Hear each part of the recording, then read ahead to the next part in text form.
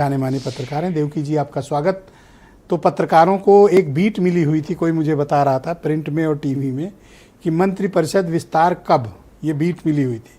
Finally Sunday को beat समाप्त हुई और योगी सरकार ने अपने मंत्रिपरिषद का विस्तार कर ही दिया। इस विस्तार को आप किस दृष्टिकोण से देखते हैं? और दूसरा, अभी विभागों का बंटवारा नहीं हो पा रहा, 5 दिन है, कोई खास वजह है?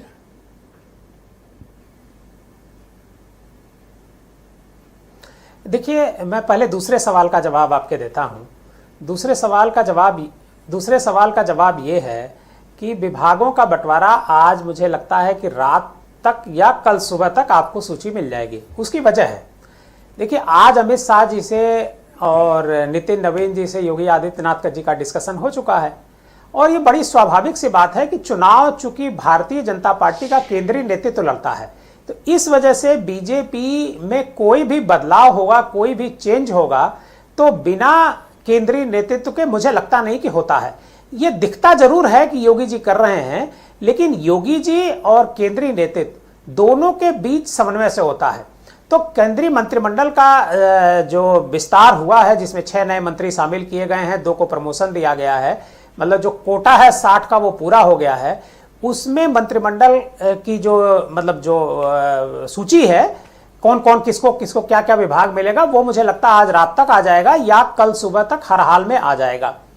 दूसरा, जो आपने प्रश्न किया कि इलेक्शन के दृष्टि से इसका क्या इंपैक्ट पड़ेगा, दरअसल भारतीय जनता पार्टी 2024 के इलेक्शन में उत्तर प्रदेश में जिस तरीके से उसको डिफीट खाना पड़ा, जिसकी वजह से केंद्र में भारतीय जनता पार्टी की पूर्ण बहुमत की सरकार नहीं बना पाई, उसके पीछे था पीडीए का आंदोलन जो समाजवादी पार्टी और कांग्रेस ने मिल करके लड़ा था।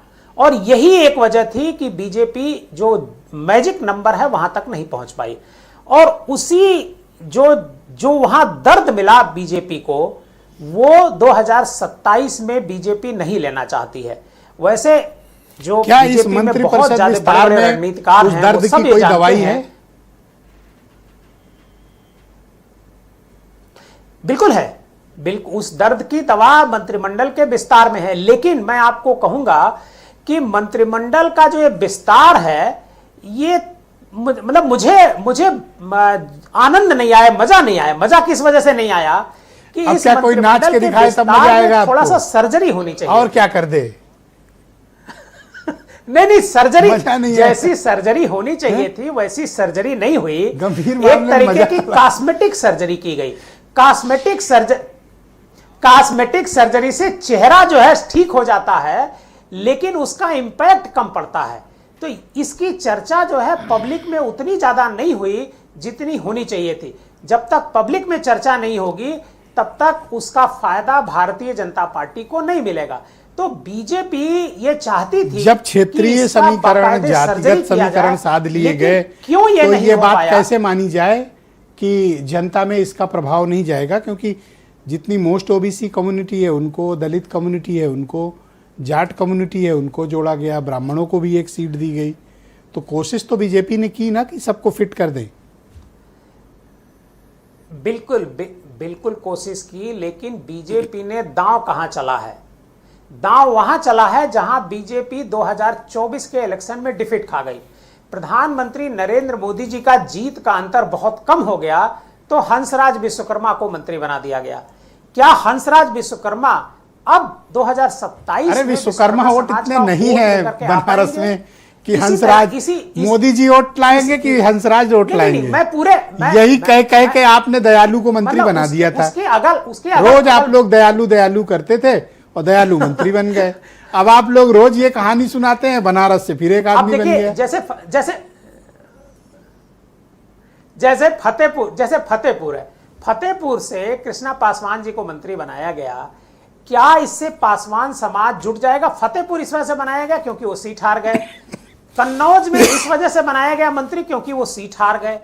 तो बीजेपी ने ये जो सर्जरी की है, कॉस्मेटिक सर्जरी जो की है, वो उन सीटों पर की है जहां पर बीजेपी 2024 के चुनाव में डिफीट खा गई है। मनोज पांडे की सीट पर भारतीय जनता पार्टी 1 लाख वोटों से पीछे रही है। 1 लाख वोटों से पीछे रही है, जबकि मनोज पांडे बीजेपी का कैंपेन कर रहे थे। तो आप इसी से अंदाजा लगाइए कि सर्जरी की जरूरत थी या नहीं थी। ये जो कॉस्मेटिक सर्जरी हुई है, मुझे इससे कोई बहुत फर्क नजर नहीं आता है, लेकिन बहुत शुक्रिया आपका। फिर भी बीजेपी की कोशिश है कि पीडीए को कमजोर किया जाए, और उसी दिशा में ये कदम बीजेपी ने बढ़ाया है। कमजोर होगा या नहीं होगा ये 2027 में पता चलेगा। वीरेन जी भी